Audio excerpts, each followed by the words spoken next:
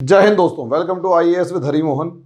दोस्तों, इस समय पर भारत में जिस तरीके से राजनीतिक सरगर्मियां बहुत तेजी के साथ चल रही हैं, लगातार कोई ना कोई एक आधा नया पॉलिटिकल मामला आ जाता है। ऐसे में अभी एक दो दिन पहले राहुल गांधी के मामले में कोर्ट में सज़ा सुनाई गई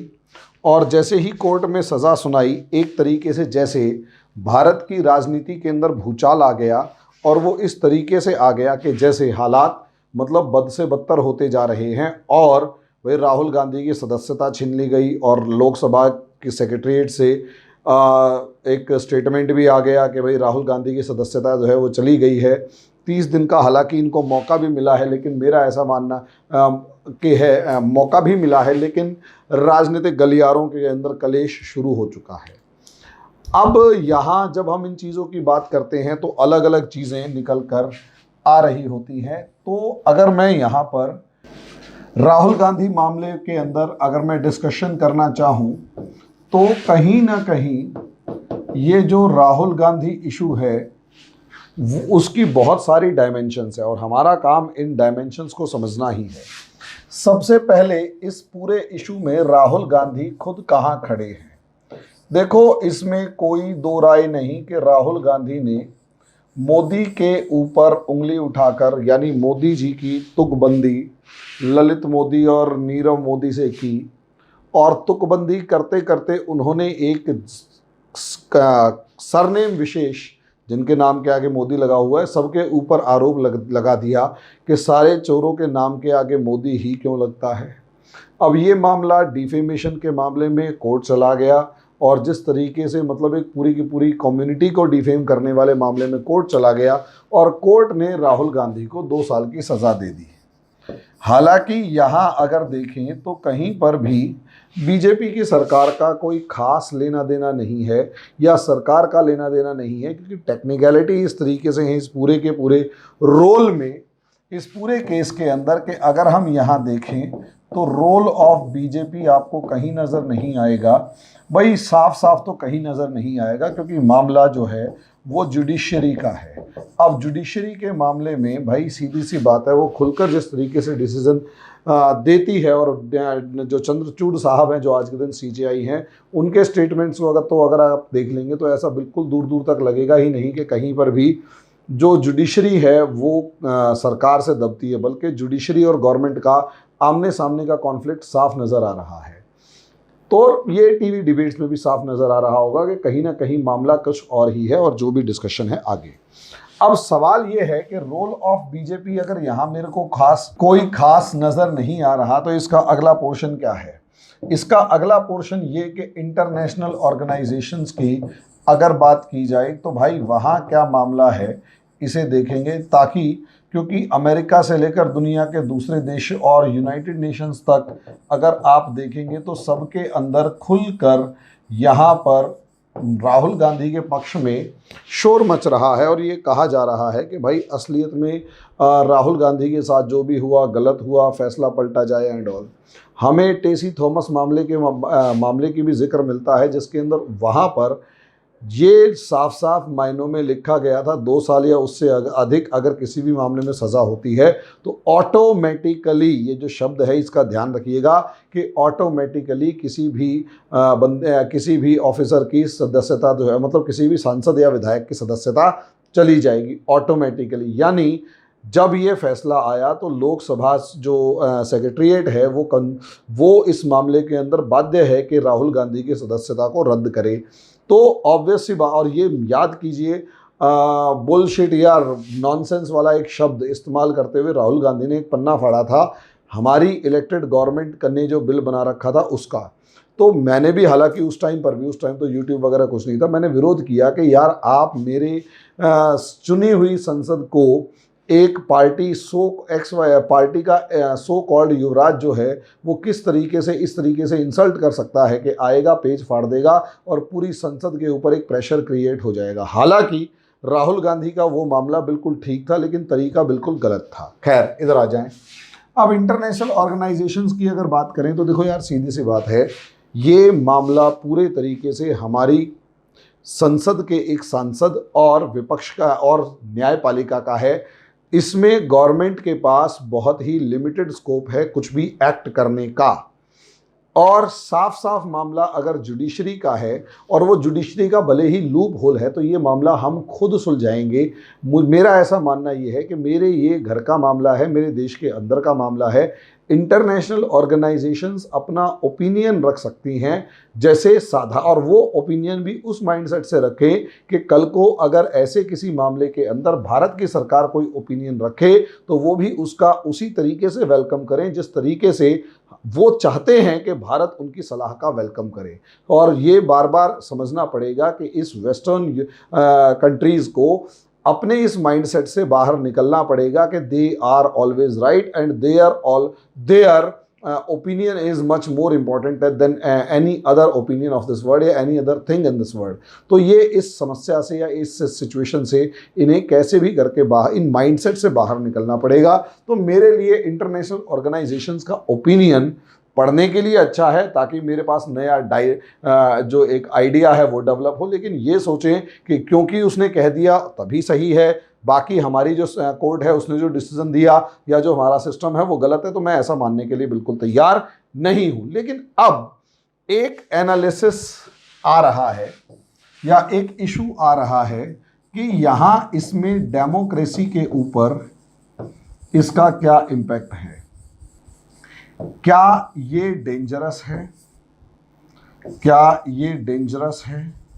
या फिर ये ट्रेंड जो है वो नॉर्मल है। एक छोटा सा पार्ट समझिए। देखिए अब प्रॉब्लम क्या आ रही है, जो लोग ये कह रहे हैं कि ये बहुत ज़्यादा डेंजरस है उनका अपना तर्क बिल्कुल ठीक है। क्योंकि देखिए क्या है, आज के दिन अगर सिस्टम को देखें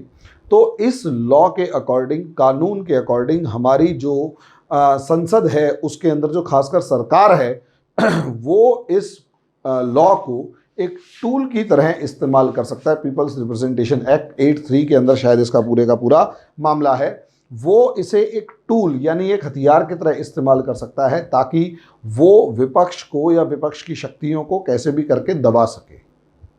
तो ये हथियार ना बन जाए कल को, यानी अलग अलग मंत्रियों के, अलग अलग लोगों के ऊपर, विपक्षी दलों के नेताओं के ऊपर अलग अलग तरीके से अलग ढूंढ के मामले, डिफेमेशन केस लगाए जाएं और जुडिशरी के अंदर उनकी पैरवी करके कोशिश की जाए कि उन्हें 2 साल या उससे ज़्यादा की सज़ा हो। और अगर ऐसा हुआ तो इससे विपक्ष के नेताओं के ऊपर एक अनड्यू प्रेशर क्रिएट होता हुआ नजर आएगा। हालांकि मैं ये मानकर चलता हूं कि न्यायपालिका निष्पक्ष है, तो ऐसे केस अगर सरकार के ऊपर, सरकार विपक्ष के ऊपर ठोकेगी तो विपक्ष भी सरकार के ऊपर ठोकेगा और नतीजा उसका ये होगा कि सरकार और विपक्ष, जिनका हम ये मानते हैं कि एक वैचारिक लड़ाई होनी चाहिए, एक बेटर आइडिया के लिए लड़ाई होनी चाहिए, वो लड़ाई कहीं ना कहीं उलझ कर रह जाएगी। वो पूरी लड़ाई उलझ कर रह जाएगी कोर्ट में एक दूसरे के ऊपर मुकदमा करके एक दूसरे की सदस्यता को छीनने की या एक दूसरे को बर्खास्त करवाने की, जिससे कहीं ना कहीं जो लॉजिकल और जो कॉन्क्रीट डिबेट्स का जो इशू होता है, जो जेन्युइन डिबेट्स होती हैं, वो लोकसभा से गायब होकर अलग अलग तरीके से एक दूसरे को पटखनी देने की प्रक्रिया शुरू हो जाएगी। तो डेंजरस तो है, डेंजरस तो है, इसमें भी कोई दो राय नहीं। लेकिन हम इस डेंजर को मानते हुए, डेमोक्रेसी के लिए डेंजर को मानते हुए दूसरे पक्ष को भी नकार नहीं सकते, जिसके अंदर ये समझ लीजिए कि जिस तरीके से हमारे नेता इलेक्शन कैंपेन के अंदर या इलेक्शन के टाइम पर अपनी ज़बान को बेलगाम कर देते हैं और बेलगाम ज़बान के दम पर वो कुछ भी अनर्गल बकते हैं, वोट लेने के नाम पर, जनता को अपने पक्ष में करने के नाम पर, जनता को बांटने के नाम पर जिस तरीके के बयानबाजी ये लोग करते हैं, जिस तरीके की बयानबाजी करते हैं सरकार के खिलाफ या एक दूसरे के खिलाफ, उससे कहीं ना कहीं ये लोग तो समझदार होते हैं। सिर्फ इलेक्शन टाइम पीरियड में एक दूसरे के खिलाफ बयानबाजी करी और उसके बाद सब कुछ नॉर्मल करके चुपचाप जाके अपना मौज लेना शुरू कर गए या बैठ गए। लेकिन आम जनता इतनी समझदार नहीं होती। इनके बयानों पर वो ग्राउंड लेवल पर खड़ा हुआ जो कार्यकर्ता है वो अपने पड़ोसी से बहस कर रहा है, लड़ रहा है इन नेताओं के नाम पर। नेता तो अपना वोट लेके हार जीत सुनिश्चित करके अपने घर में बैठे होते हैं और वो जो आम आदमी सड़क पे, गांव में,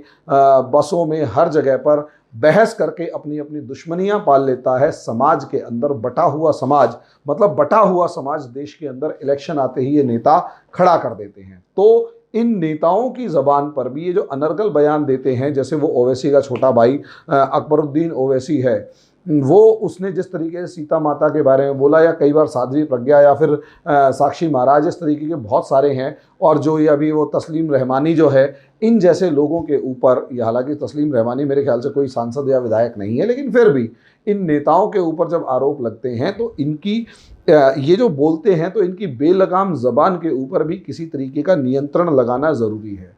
अब सवाल यहीं से उठ खड़ा होता है कि भाई दोनों चीज़ें हैं, डेंजरस भी है और नॉर्मल भी है, तो बीच का रास्ता क्या हो। तो मेरा ऐसा मानना ये है कि ये एक ऐसा मसला है जहां बहुत फूक फूक कर कदम रखना पड़ेगा। केस टू केस अलग अलग लेवल पर उसको स्टडी करना पड़ेगा कि किस मामले में कौन सा ज़्यादा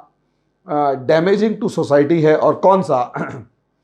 जो है उसे इग्नोर करके हल्की फुल्की सज़ा देकर मामले को निपटाया जा सकता है। सांसदी या विधायकी या सदस्यता, सदन की सदस्यता ना जाए, ऐसा कुछ अरेंजमेंट किया जाए। जैसे